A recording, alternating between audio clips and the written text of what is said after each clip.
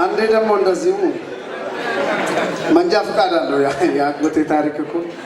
መንጃ ፈቃድ አለውና ድሮ ቱር ላይ ካያችሁ የቱር ቢሮዎች ላይ ጋይር ለብቻ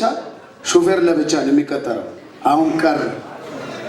ሾፌር ማለት መንጃ ፈቃድ ያለው ጋይር ነው የሚቀጠረው እና በዘመድ ይገባል ቋንቋ ይችላልው ብሎ መንጃ ፈቃድ ስላለው አራት ነጮች ተሰጥቶት ሐመር ይላካል ደንበላ ፈረንጆቹ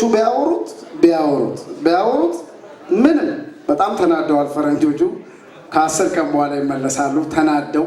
ቢሮ ይገቡና እንዴት ቋንቋ የማይችል ሰው ተሰጥቶኛላችሁ ሲባል አረ ቆይ እስቲ አሉት ተጠራ ደንበላ ዋዬ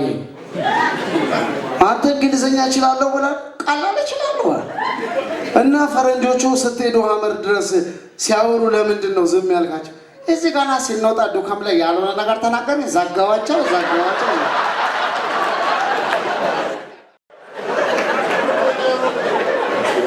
ነገር አያልቅምና እንደዚህ የሆነ ቀን ልብስ እየተኮሰ ስልክ ሲጠራ ስልኩ መስሎ ካውያውን አንስቶ ይካተላል